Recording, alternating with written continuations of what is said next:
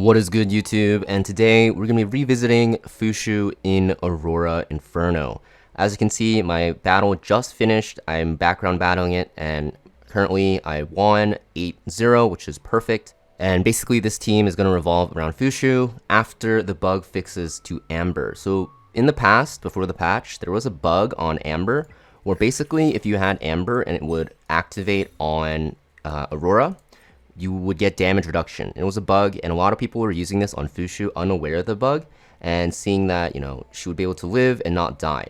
And a lot of people actually dropped her. I actually talked about this bug fix kind of nerfing Fuqiu in Aurora Inferno, which is gonna make her worse for sure, especially for players trying to progress into it. But once you actually get some gear from Aurora Health 3 and Health 4, you will be able to use her on this new build. So I'm going to show you guys the team comp, I'm going to show you guys the stats, and with Fuqiu, you're going to see that she's going to be on a different shell now because Amber got nerfed. Not nerfed, but bug fixed. So basically, you're going to swap it out for Fortissimo. This is her best shell. It's going to be very good because she will overheal a lot and just heal a lot in general. And you'll be able to store this healing, and when Fuqiu or another character, such as like a DPS, gets low, she will be able to heal them up when she takes her turn. So Fortissimo is the best option on her. Supernova is also okay, but I would highly recommend just using Fortissimo. It has way higher burst healing, which is going to be more valuable for this fight. Now, in terms of your modules, this is going to be the biggest change. Before, you would run her on Wellspring and Swift Rush. Now you have to run her on Bloodbath and Swift Rush. So you want her on Bloodbath because you want her to take less damage. This is going to be required now for Aurora Inferno pretty much. And you want Swift Rush because since you're running the Fortissimo build now instead of the slow Amber build, you're going to want her to cycle quickly. The reason is because you actually still need to take your turn to activate your shell to heal. So if you're too slow, you can get cut by the boss and die. So for this reason, you have her on Bloodbath and Swift Rush. All you really need on her for stats is 3 HP bonus right side pieces. And for your speed, you want at least around like 220 speed. That's going to be a good breakpoint to make sure you cycle quickly enough to actually heal yourself with your shell. Now, the other healer we're going to have beside her, you're going to need at least 2 healers for Aurora no matter what, is going to be Lingluo. Now, Lingluo is a very good character because she has this immunity and this AoE heal, and she also has Whale Prayer, which will actually do a ton of healing. It's pretty easy to build her. All you really need is Swift Rush and Cure. You can see I have Swift Rush, Cure, and Evil Guard, which is from Inferno Dokidoki, which you should probably be farming anyways before this. And I think you get it as the first time reward from the quest. So you want to run her on something like this. And for your shell, I have her on Jackal Guard. Not that great, honestly. You're going to want to run her on Supernova. But if I do that, I lose out on my Cure. And you're going to see that I don't have this actually re-rolled all the way, the passive. So that's why I'm using Jackal Guard. I have my good passives on this. I will switch over eventually, but Supernova is the best, and then after that you can use like Artisan, and it's okay as well. For your stats, just make sure you're on tankiness right side stats. You can actually give her like your leftover tanky pieces because since she's blue and Aurora's red, she's not going to ever really die. Now in terms of the next spot, it's going to be your DPS. So you can have 2 DPS choices here. Actually there's more than 2, but the 2 that I actually have on my account. So you can use Yeli. I think Yeli is going to be the best by far. You can also use Diting. He will never die because you have so much utility and healing on your team. You can also use something like a Rosa, a Xiada, a Sybil, a Blue Rin, and they all work as well. There's a lot of DPS options. It really comes down to what you have on your account and what's built up. Yeli will be the best though, and I think Rosa and Xiada will be the second best, and then Diting, Sybil, and Blue Rin will be the third best, but they're all usable in Inferno farm teams. I've seen all of them used. Now for your DPS stats, I'm not going to talk about it too much because it varies drastically for your character. But basically everything except Diting wants to be on Revelation. He wants to be on White Fang for more damage or even like a count. So that's pretty much it for your DPS stats. Just make sure your crit is maxed out. If you're blue, using a blue DPS, you only need 85%. And just go for as much damage as possible just because you have so much utility and healing on your team. Your DPS is never going to die. Now the next character is going to be Viper. So Viper is going to be pretty much required in this team.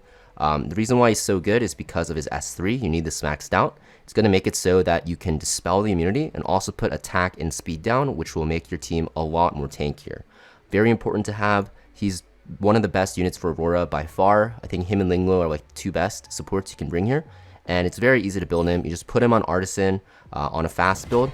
You want Swift Rush on him. Time Weave is not a mandatory secondary matrix because even though you get this extra cooldown reduction on your S3, he can actually counterattack with his S3 by chance. So it's very, very good that he can actually do that because it makes it so that he will keep this attack down and speed down on the boss, even if he doesn't have it off cooldown. So Time Weave definitely a good secondary one to have, but all you really need is Swift Rush on him and to make him as fast as possible and have him on high effect accuracy on the right side. Now the last slot, this slot is also going to be pretty flexible.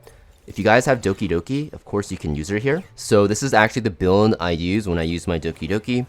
You don't need any lattice investment for her. All you need is Swift Rush, and Time Weave is a bonus as well, similar to Viper, but definitely not required, right? She doesn't benefit from the effect accuracy. You're just trying to reduce the skill cooldowns so that your runs are faster, but your runs will still be safe with her. And all you need is speed and tanky substats. You don't really need to, not substats, main stat, right side pieces. You don't really need to speed tune that much in this fight. This is like the easiest fight to speed tune around because there's not really any speed tuning. So just making your characters as fast as possible will do the trick. Now for your shell, Gigabyte's not good, guys. I only have it because it has the Swift Rush and Time Weave split. Artisan will be her best, and there's probably not any other options. Jackal Guard is probably okay as well. But Gigabyte's like okay if you have to run it on her. Now, if you guys don't have Dokidoki, there's two other options you can run. You can run Red Mia and you can run Red Chiaki. Now, basically the build I have on Mia is going to be exactly the same thing. I just literally swap the gear over and use her. And basically for Chiaki, you can build her the same way as well. But all you really need on these characters is speed, and the same thing as Dokidoki, just health, right? Faster the better. You can tune it. You can tune Mia so that she goes after Fuqiu if you want, but I find that it's not necessary, mostly because she's here to reduce skill cooldowns.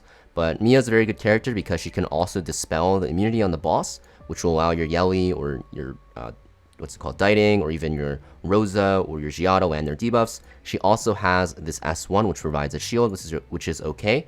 But the biggest thing is her S3, right? It heals a decent amount, and it also extends buff durations and reduces skill cooldowns, which is very, very good.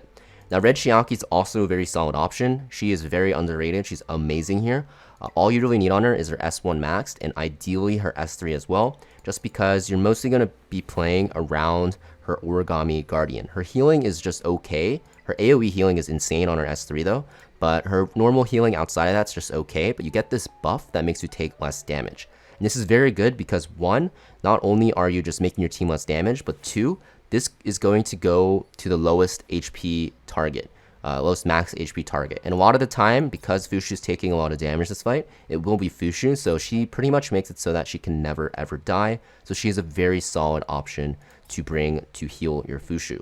So basically, just to summarize, the team comp that you're going to be running is going to be Fuqiu, it's going to be Viper, and Lingluo. These three are pretty much interchangeable, or not interchangeable, unchangeable. And the two changeable units is your DPS. You can use Diting, Yeli, Rosa, Xiada, Sybil, Rin, and then your support slot, which is going to be either Dokidoki, it can be another healer in Mia and Chiaki. All are fine, they all work on the same build.